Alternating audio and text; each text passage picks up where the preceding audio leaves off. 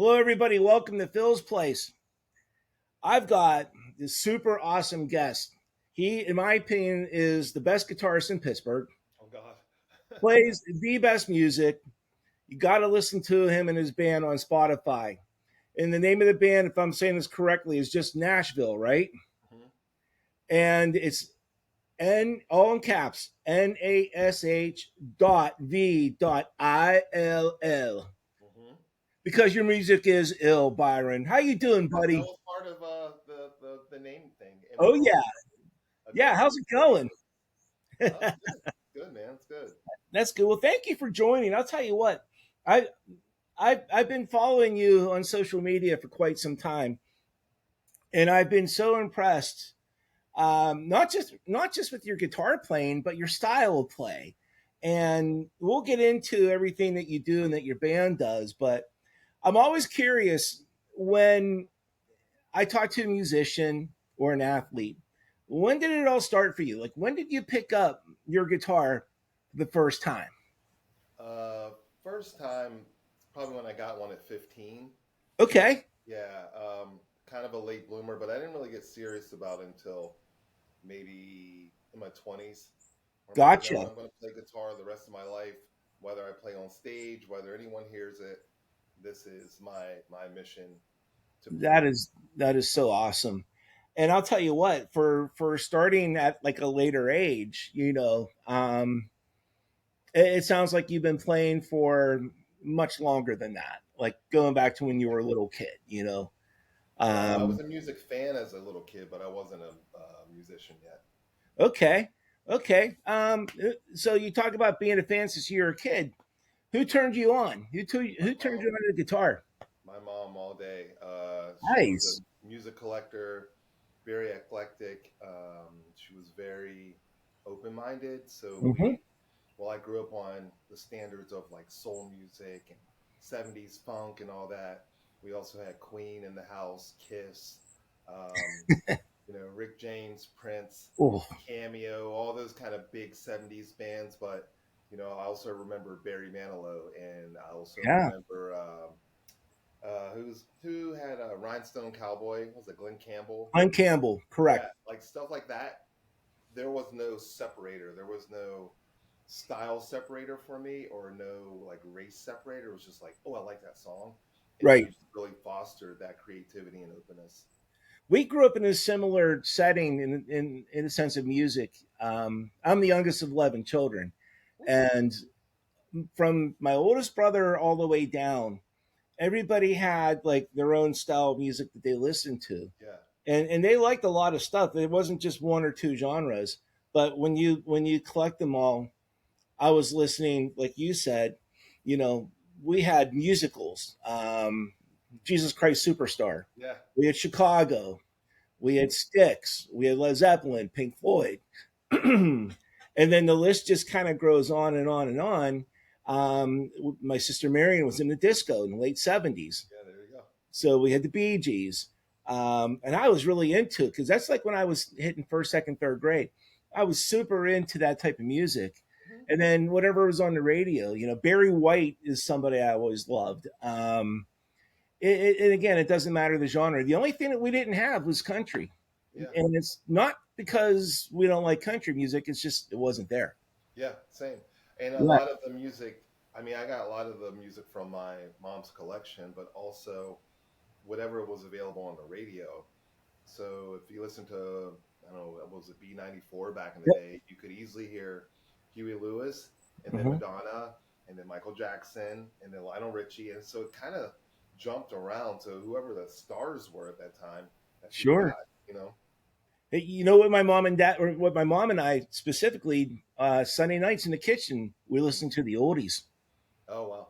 And got into doo wop, got into, Chuck Berry and Little Richard, the Everly Nice. Brothers, and all Nice. the doo wop singers. I mean, we had it all, man, and that's what I love about music because it is the international language. Let's Hmm. face it, Yeah.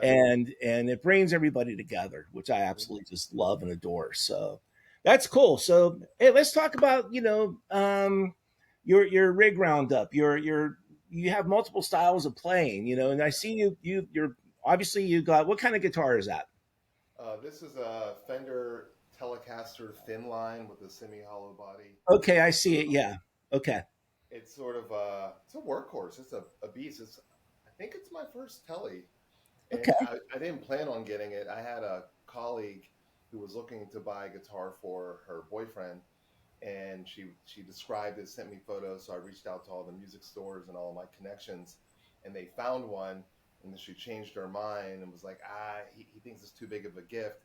So I just happened to be in the store and like played it and like one strum, and I was like, ah, this guitar is great. so, so I I got love it. it. I absolutely love it. And when you look at anyone, doesn't matter if it was, say, like Prince played the telly whenever he, is that me or you? Oh man, I think it's you. it's me. I'll fix it. Um, anyway, when they did "While My Guitar Gently Weeps," Crazy. and he's playing a telly, and I'll never ever be able to comprehend that solo that he did. yeah. you know. And then you got Bruce Springsteen always plays a telly. You've hmm got, country stars that play a telly. It just seems like to me that's like one of the more um it's one of those types of guitars where you can get so many different sounds from it. It's It really doesn't versatile. matter. It doesn't matter the genre of music. Yeah, I mean, there's heavy metal bands that play tellies all the time. I have a picture of John Five. He from Marilyn Manson and Motley Crue. He actually signed this guitar on the back Oh because he wow. knew how much he loved tellies. Yeah, it's like right up there. And Okay.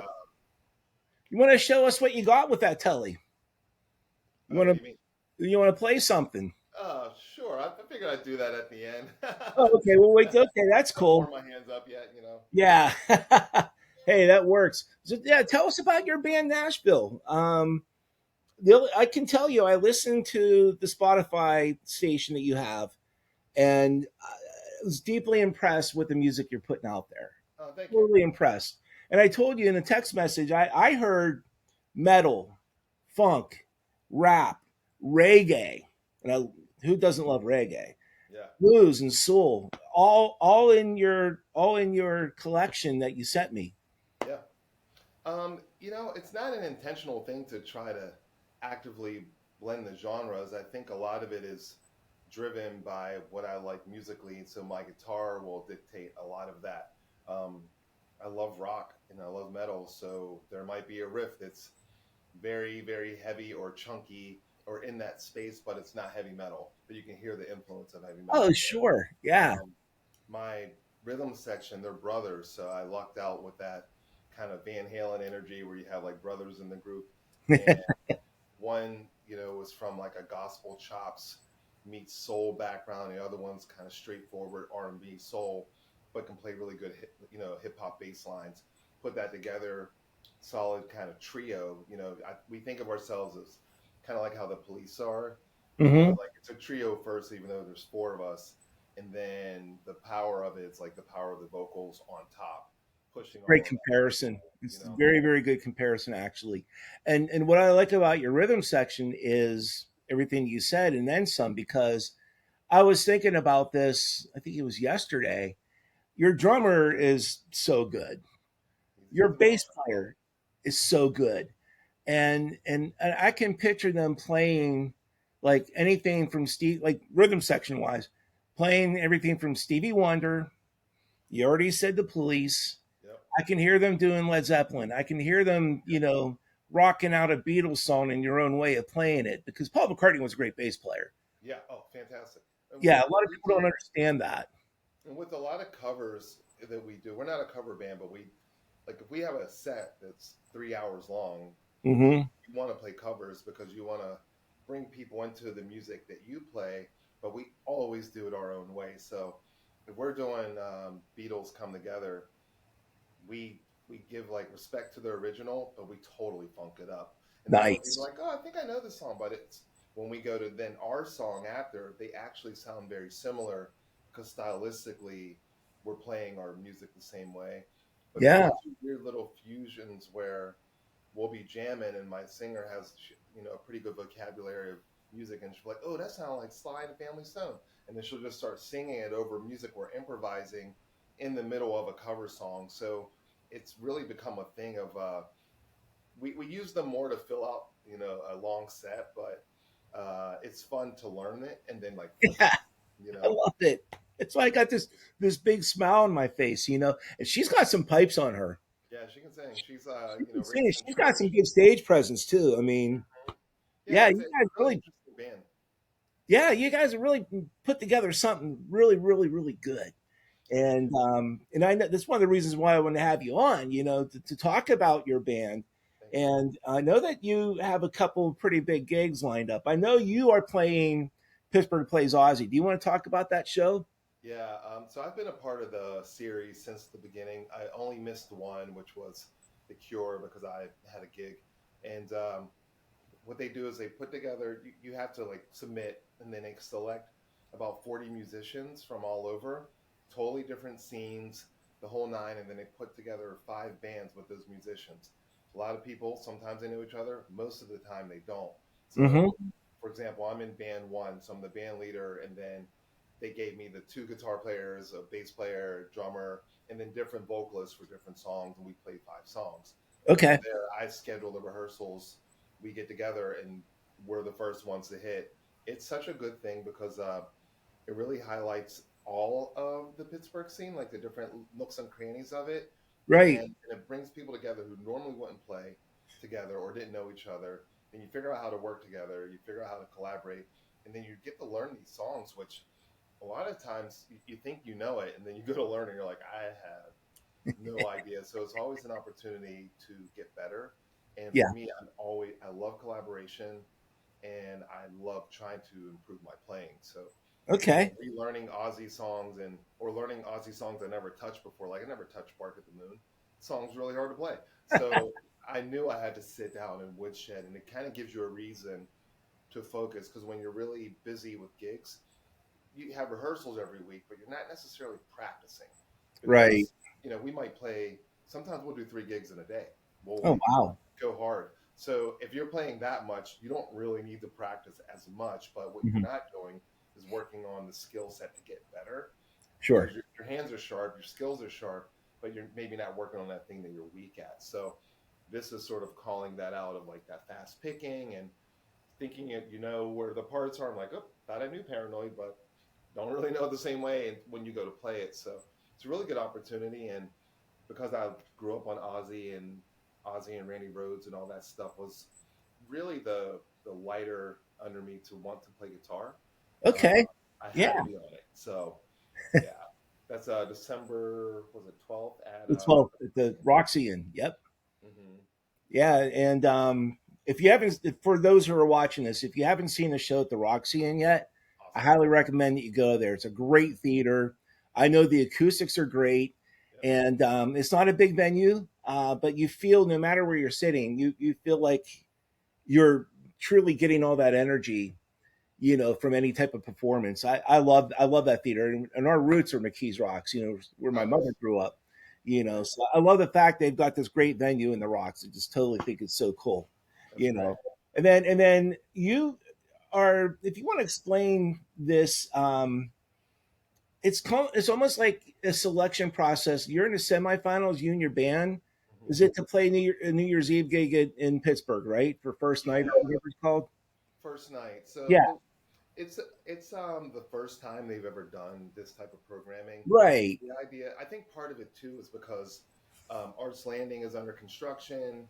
There's a lot of things that are being prepared for the draft, so they have to kind of reconfigure how they're doing these really big public-facing events. So for Okay. this one, they came up with sort of a battle of the bands where I don't know, maybe 8 to 10 artists submit, they get selected. Once you get selected, you make it to the semifinals, and then for the semifinals to the finals, it narrows it down to 4. So then that's public voting. Yeah. You only have to vote once, and you vote for the artist that you want to be a part of it. Then, whatever 4 are selected, they then play on New Year's Eve really short sets, like a battle of the band. I don't know Okay. if they have judges. I don't know if it's an audience thing. I don't know if it's a combo. And then of those 4, someone gets selected to then close out New Year's Eve, and then they do a second set Okay. right before the ball drops. But it also, the reason why we did it, I mean, we could have gotten just a regular New Year's Eve gig, but I always like to do things that are a little different that put you in spaces that aren't the typical, like, I played a club, I played a brewery, I played a bar. Right. I know that the marketing's built into it. I know that the promotion's already baked in. You don't have to sell any tickets, and the news is going to be covering it. It's going to be like kind of a high volume Pittsburgh visibility thing. So even if you don't win, you're in a place where you can get like a few hundred new fans. And then Absolutely. Oh and then yeah. on top of that, if you do win, you get to close out New Year's Eve. You can get some content for that. You're included in all the marketing, and then the day after event stuff on the news, and then you get a slot at the arts festival next year. Oh, So it's that's like, well, beautiful. yeah. So Well, you even if you know, don't win, you still get paid to perform. you know, I'm going to be putting that link when I get this published. Okay. Please do. So, Yeah. oh, there's no question about that. You know, and I've already voted for your band, Thank and you. I will say the other bands that are in contention are pretty damn good. Pretty good. Yeah. You Yeah. know, it's not like there's one or two who are just fantastic and the rest are just okay. Hmm. And it covers such a vast type of music Yeah. that's being played here in the city. And you already kind of talked about the Pittsburgh music scene, you know, a little bit here, but I have a good friend who was in town. Someone I grew up with, went to elementary school together in Ingram, and he asked me where he can find out about some of the gigs that are being, you know, that are taking place over the weekend. The weekend he was here, I had to send him a link to from the Post Gazette website that Scott Mervis puts together. Hmm. I, you know, and I don't know. I guess it's either me living under a rock, or I just don't know who truly is playing when and where. And it used to be back in the day when we actually read a newspaper and Yeah. you can see, okay, so and so's playing this night at this place, and et cetera and et cetera. Yeah. Now I don't know who's playing when and where, but I guess it's my fault because I'm not really looking the way I should. You know, Well, so I think some of that's changed in how the information gets out there. Back in the yeah, day, you would check in Pittsburgh and City Paper and go through the listings, and someone might have a quarter page feature that they're playing at Club Laga or something, right? okay, And that was sort of how it was back then. Rock and Roll Reporter, old magazine back in the day, those were the ways that bands and artists could get themselves seen. But with the digital era, it's sort of a catch 22. As an artist, you have to be a really good marketer of yourself to put it out there. And then you got to be really consistent to bite, fight the algorithm and the noise out there. But then right, also, there's not a lot of print media. So you have to find other resources like Next Pittsburgh or, you know, who lists events, get on the mailer of the Thunderbird if you're playing the Thunderbird. So when they put their, stupid spam. So I forwarded my phone, Byron, but I forgot about my laptop. oh, it's all good. Yeah, Um, so I'll let yeah, I you think know. it's just a different way of doing it now. I don't know where I would go if I were coming to a city. I mean, there's like what to do in Pittsburgh, but a lot of the times it's not the individual artists.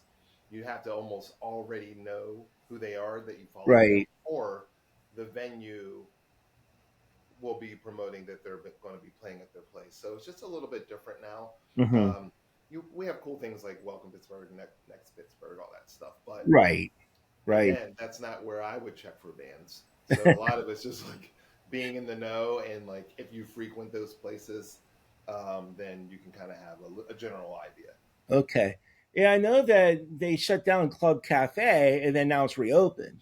Yeah, my friends bought that. It's great. Oh, It's cool. fantastic. Hmm.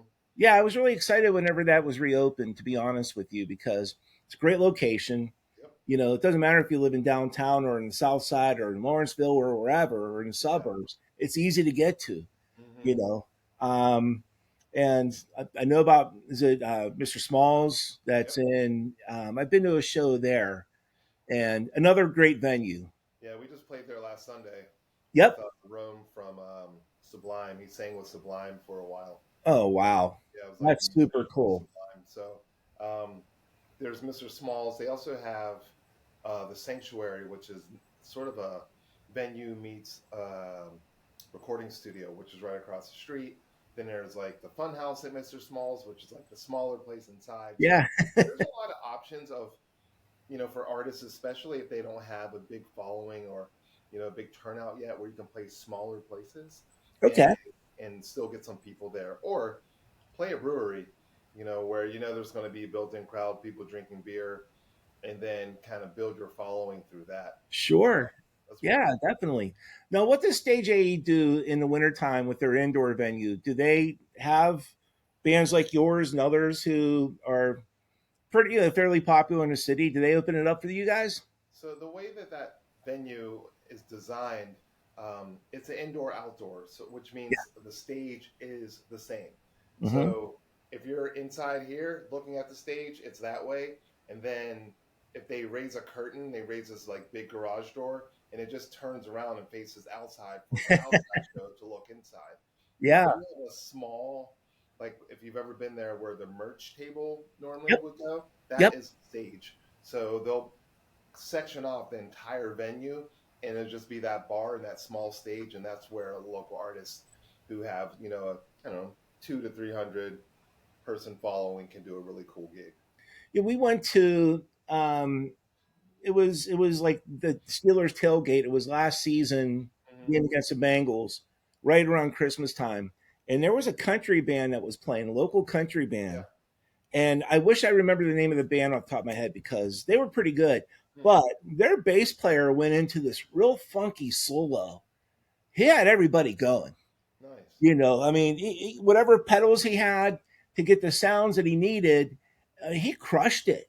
That's nice. Absolutely crushed it. And that's another like with you guys, with your rhythm section. I can see guys doing Baba O'Reilly from Yeah. the. Yeah, I feel like we can. I, I've been in a few bands, and Mhm. they've all done pretty good in certain aspects. But with this one, I think what's most unique, that out of all the ones that I've been in, is not a comparison musically.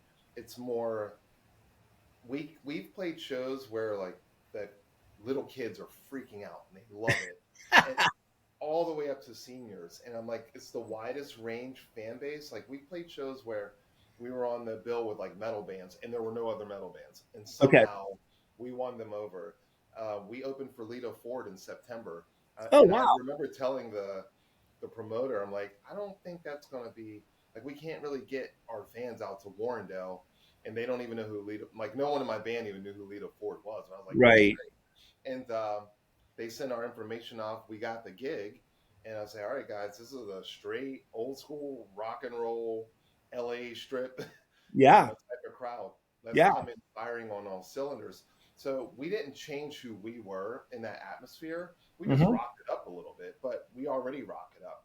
Right. And by the time we were on the second song, I was like, we had them, and Nice. that felt really good. But then we also played with Living Color last year, Oh so my God. having these options, and then Rome the other day, and just getting these opportunities to play in front of different crowds that you wouldn't think. Oh, you just don't know. It's like, oh, I think this is a good fit. We've been on R&B shows, we've been on hip hop shows, Yep. and somehow it seems to work in all those settings. So I feel really grateful about that, because that then opens up doors to more opportunities to play.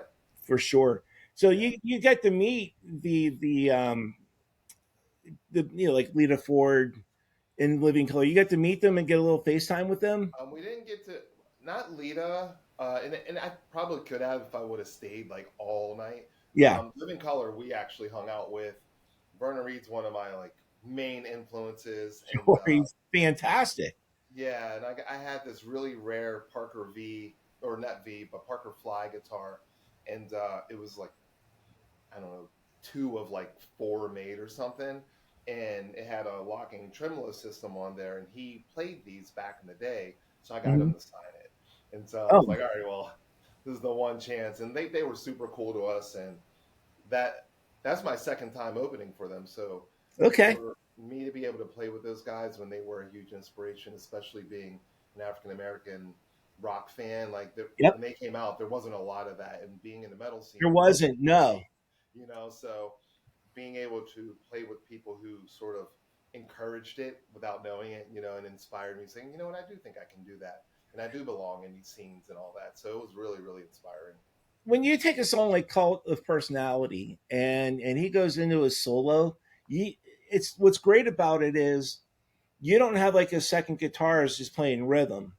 Yeah, He's playing straight lead, yeah, and the bass player is doing his thing, and it just the way that song was produced in the studio, it's how it should have been, because you're going to hear it the same way when they play it live, yeah, yeah, And it's a song that it caught all of us, man. I think it was, I'm going to say 1988.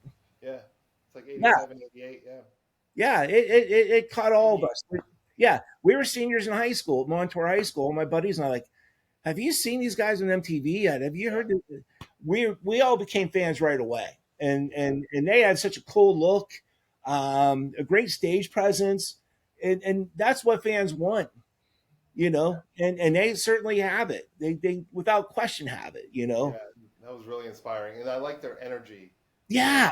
They kind of attack the stage with I don't know, just like this attitude to like it has something to prove, and I really like Yep. that. Yep. And I do too. Yeah. I mean, that's what makes it great.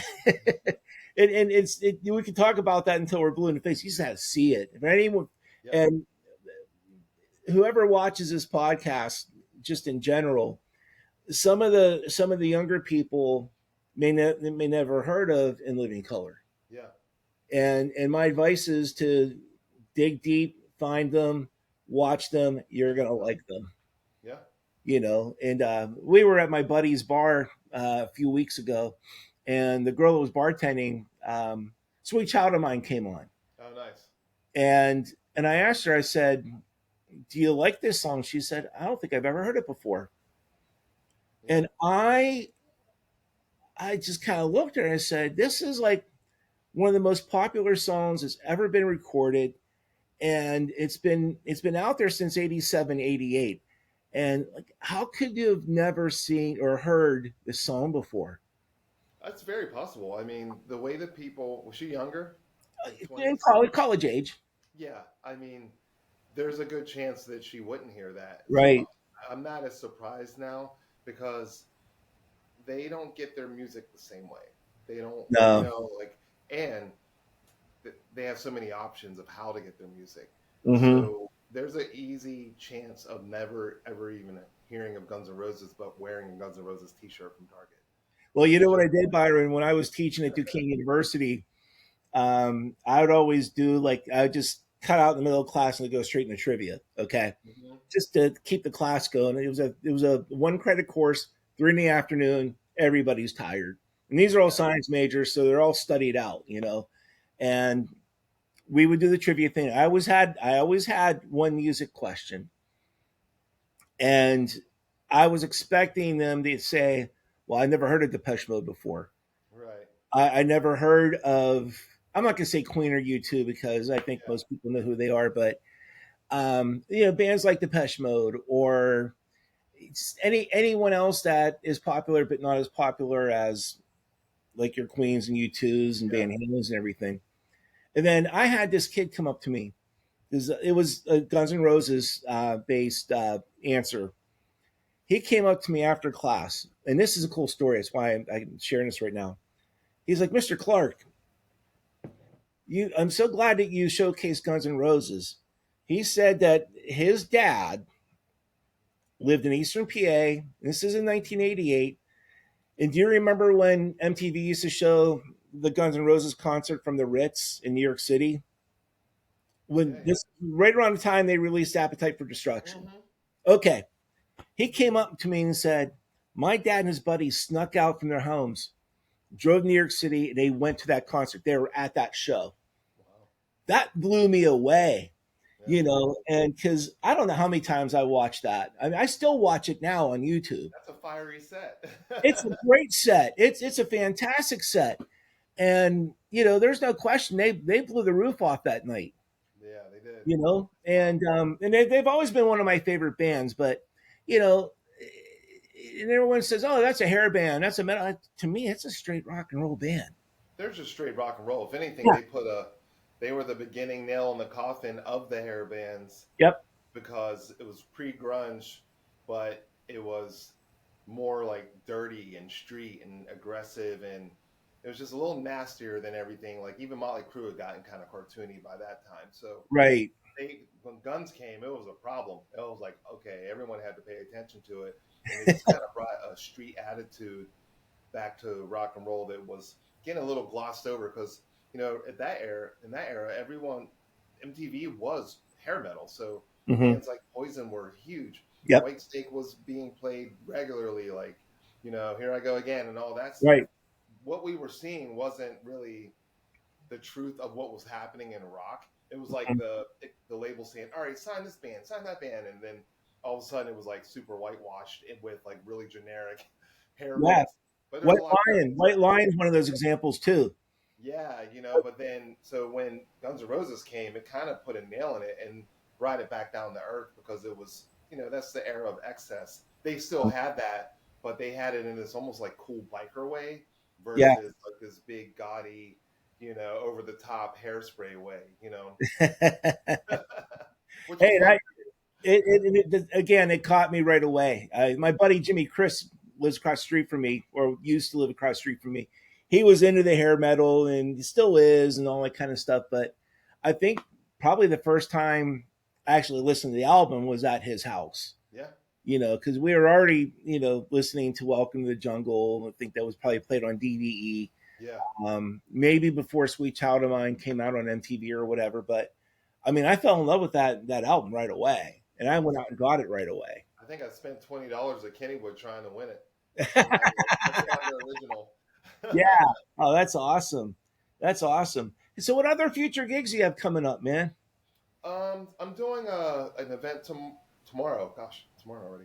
It's like a pre-Thanksgiving fundraiser thing where they're gonna have instrumentalists who do looping.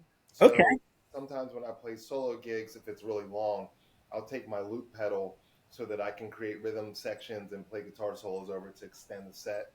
I'm a featured guest on it, so I have like a 25-30 minute set tomorrow. And then Where I'm at? doing like um, the Hackers Guild. I think it's like an artist guild on like Babcock Boulevard. Oh, okay. In that part of town. Uh, Okay. and so I'm doing that, and then we have a few little like one-offs where we're doing like a little seasonal thing. We're playing at Thunderbird with the Bastard Bearded Irishman for their I've Christmas. heard of them. Yeah. Yeah, so they asked us to play, and then kind of slowing it down and leaving space for whether or not we get this New Year's Eve thing. If it happens, awesome, we'll go in and rock it. If Heck it yeah. doesn't, just have the night off and we go into the year clean because we gig a lot and it really ramps up right around April, and then by July it might be like 18 shows in a month, 15 Wow. shows, Wow. and everyone still works too. So, and Hmm. that's excluding duo gigs and solo gigs and whatever gigs the guys play. So they play in church, and I play hospitals sometimes Oh, solo. I play nice. nursing centers and Yeah. nursing homes and things. So That's I'm always wonderful, trying to man. keep it going. That's great. That's great. And then you're writing music too. I mean, Yeah. if you want to talk about that, the art of writing a song and getting the music to it up into the point where it's, recorded, produced, mixed, and there you have it. Whew. Well, it's Yeah, funny right? because well, I'm working on a lot of solo music right now because I never really put out a whole solo record. I have a few songs out there, but Yeah. I was always so focused on the band that I was in that it kind of took up all of my capacity. But finishing the band's record, I kind of finished that on my own. So what Okay. we do is we'll go and record maybe 3 or 4 songs in the studio where the band plays live, old school, in a room together, and capture the bass and drums. And then if my guitars are pretty good, I usually trick myself and say I'm just laying down scratch guitars, so I'm Hmm. not like so uptight. And then we go back, and then I can do all of my guitars at home, and it Got saves it. a lot of money. And then once I get most of the guitars laid down, then I go into the studio with the vocalist, and I kind of coach her through her stuff, backing vocals, singing vocals, all that stuff. And then I once all of the music's pretty much recorded, I go into producer mode where I'm not playing anything, and I'm like, wait, what's that? Did you hear that right there? Is that note right? And then we go and start editing and cleaning it up, and then try to get it to the finish line. So that was Okay. sort of the process for that. But it was intense because I had a deadline because we didn't really plan on releasing the whole album in October. So Right. I condensed all this stuff. I was in the studio relentless, but it also helped me skill up very quickly to Yep. make a decision and not be so attached to the emotional part. Like if the solo works, great. If it doesn't, cut it. You know, Yeah. if that line, that idea wasn't that strong, then let's just do another one. And so that helped me kind of get in shape for the production of the songs that are. I have thousands and thousands of songs. I've been I'm sure you do. Yeah. stockpiling for years in like riffs and ideas, but a lot of really done songs. So I'm like, all right, you know what? I'm going to spend the next 6 months really digging in on that. And now that I've gotten my production game up a bit, and it's sort of like I can switch gears because band's one thing, solo's another, and then I can start inviting other musicians to play on it too that I'm cool with in the scene and make it sort of like a collaborative record. Yeah. Very nice. Very nice. And when you said you were saving money, you're talking about studio time because I know Yeah, that costs but a lot of I money. still like going into the studio, but Right. over the past 5 years, I mean, I've been collecting guitars and instruments for a long time, but my studio stuff of having like plugins and different pedals and different like production quality things, I really don't need to have anybody come through, even if I was like, oh, I really want these drums to sound really good. Well, I have like plugins of real drummers playing things, where Right. it's all right, I can do that if I really am married to that. Awesome. If not, somebody else can come in and play what the general idea was. So That's as far as fantastic. creating music, it's limitless. If anything, it's almost too many options. you know. Oh, I hear you, man. So, do you have like a favorite guitar, say that you actually don't use on stage or recording, or a Um, couple that you because you said you have a lot of guitars, at I home. have, So, I do. I have a few that like I don't know if I want to take that out of the house. Like yeah, right. some of my old Dimebag Darrell guitars, I don't Nice. really take them out, but I'll record with them at home. Right. Um, I bought a couple guitars from Gary Holt from Slayer, Okay. and so like stage played, and he's become like a friend now. So like Nice. when we went to go see Slayer with Suicidal Tendencies and a bunch of metal bands back in October, we were backstage and played the guitar and showed me his whole rig and stuff. So some of Wow. those I don't know if I really want to take out. Right. Just keep Right. those at home. Yeah. But then also I met a guy a couple years ago, very similarly. He was like, "Hey man, I've been seeing you online. Love for you to come and be on my podcast." And it was in person. And I went out to his place and I didn't know anything about him. And we had to reschedule because I fell asleep one time. I was going so hard. It Yeah. was time for me to go and I passed out. And it's like, oh my God, I missed this podcast. So we rescheduled. And I went out there and I walked in and there were all these crazy guitars and like awards and amps and all this just pristine gear hanging on the walls. Yeah. And I'm like, dude, what do you do? Like, how do you have? I've never seen that guitar before. Yeah. He used to work he owned a company called Boogie Street Guitars, and they I've partnered heard with of them. Washburn. Yeah. I think I've They heard used of to them. build guitars for Washburn. So he used to build Yep. guitars for Scott Ian from Anthrax, Dimebag Darrell from Pantera. He was the guitar tech for freaking Paul Stanley. So there's all Oh, these. we're talking about my boy Eric McKenna. Yeah, so I Yeah. bought yeah, so I'm I good bought friends with him. I got a few guitars from him, and one of the ones that I bought was Paul Stanley's Flying V. Yep. I'm not playing out with that. No. I don't know if when you were on his podcast, were you at the studio in Coriopolis or the new yeah, one? yeah. Okay. Okay, because I was actually on his podcast too. Me and a good professor friend of ours from Duquesne University, and we just Oh, talked nice. baseball the whole time. And we're He's a all great guy. baseball nuts. Oh, he's the best, and he's so well rounded. Um, such a great guy. I mean, and he's got stories upon stories upon stories, and I think from what he's told you and what he's told me, he might just be scratching the surface, to be honest with Oh, yeah. you. And then he has his new studio. I live in Moon Township, where his studio is. I could be there in less than 5 minutes. Mm, Literally right down the road from our plan. But nice. yeah, just one of the best. Guitars from him that I'm like, oh, we're going to keep that inside. Yeah. I was thinking because I did have a couple of musicians from Beaver County on my podcast promoting their Holly Jolly Christmas concert at Mm, Hopewell High School. and it's a concert that has a lot of like known artists, but also the high school kids. Oh, nice. And it's going to be a wonderful show. But you're the second musician I've had on this podcast, still fairly new. I Oh, might thanks. need a guitar on the wall, and I don't know how to play guitar, but I know enough about like the art of, you know, not just, building a guitar, but all the sounds you get from it and everything. And I recently saw Gibson had, maybe over the summer, they have an SG, a Les Paul, and what's their bigger looking body for their guitars they had that the Beatles used to play, John Lennon and George Harrison. Oh, the kind of like the BB King Yeah, yeah, yeah, sound. yeah, yeah. Yeah, I'm drawing a blank, but yes, I I know. am too. But anyway, they're all the color purple, Oh wow, like this deep purple color, and I'm like, oh my god, I'd love to have one of those. So nice. I would love to have that SG sitting right up here. Hmm. I can always switch it out, based on who's on and stuff like that. But anyway, you've been sitting there with your telly this whole time. You ready to show us what you got? Sure, I'll do some stuff. Let's see.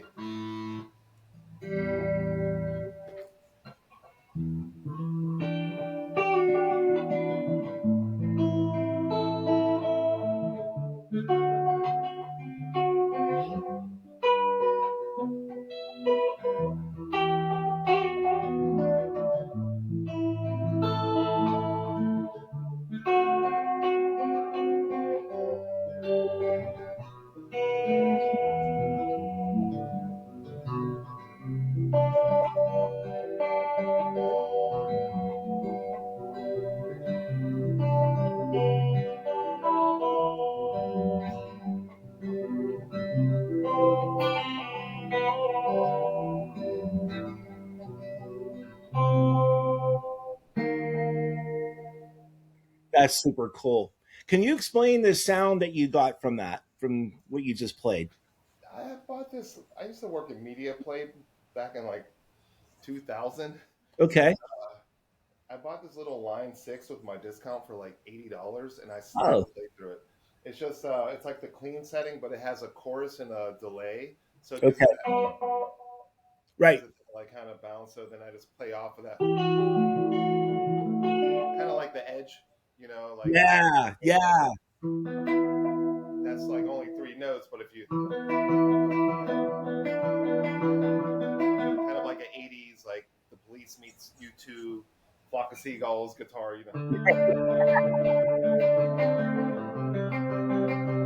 But then I just hit a button and puts Yep. it in like metal mode. So.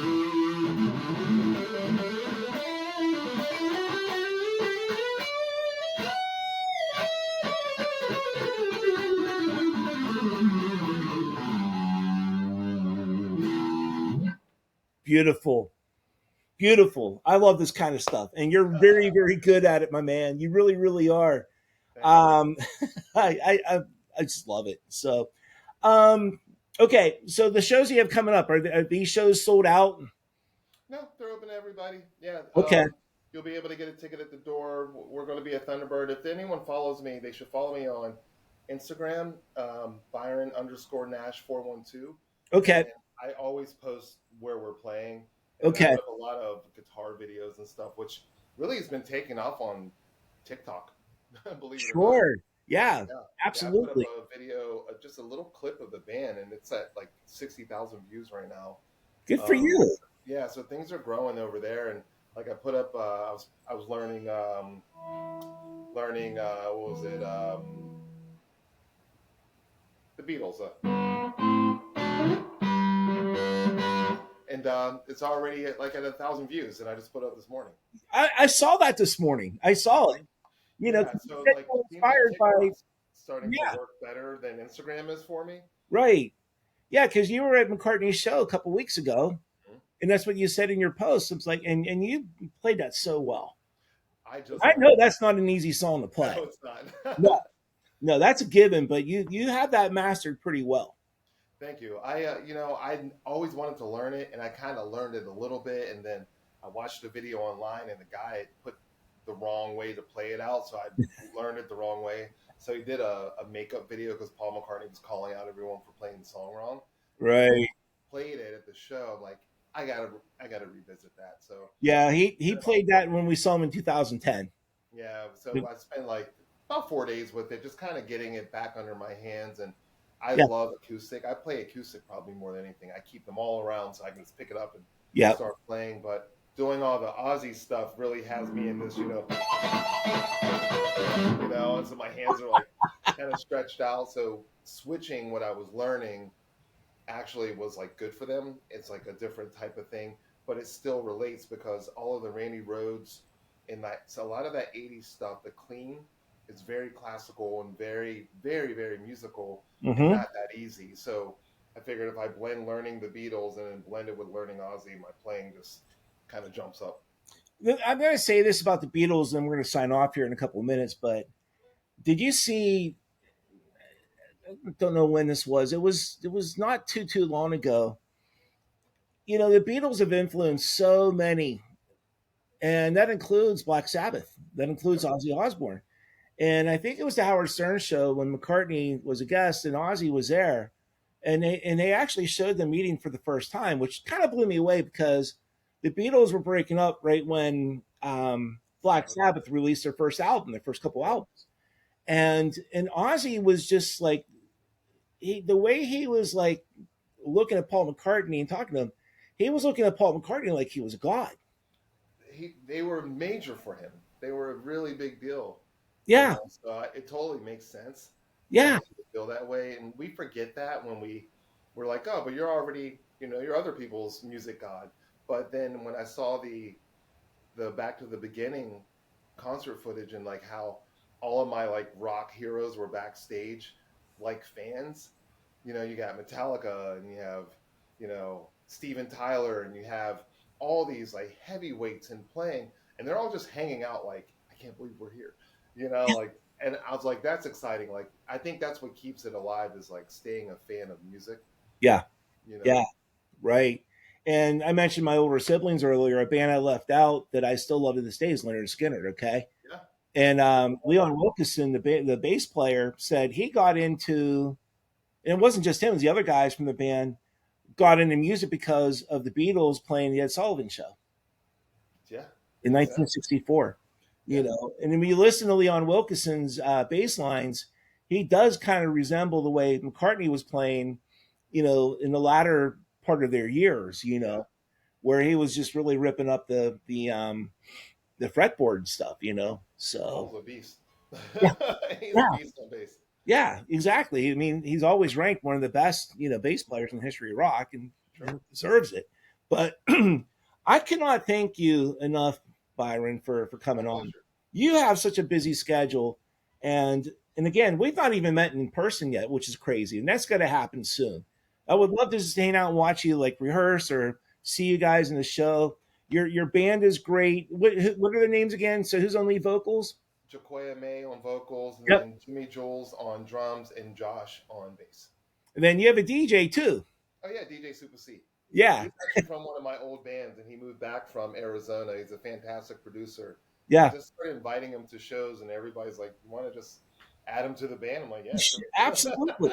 And that's what makes it so like flavorful, with all the songs that you play that you have on your Spotify channel, and I'm really looking to see you guys playing live sometime very very soon here. So We will be hitting it quite a bit. So thank you very much. beautiful, beautiful. Okay, and then again, I'll have all your information that I have on you on the YouTube channel, so people, and I'll put your Instagram. My Instagram is just Byron underscore Nash 412, Okay, yeah. and the band is just Nashville Music. Got it. Okay. Well, that's all going to be on so people can start following you. All right. Thank you very much. I appreciate your Okay. time. Happy Yep. holidays, Thank everybody. you. Have a great one. We'll be in touch. Peace. All right. Bye bye.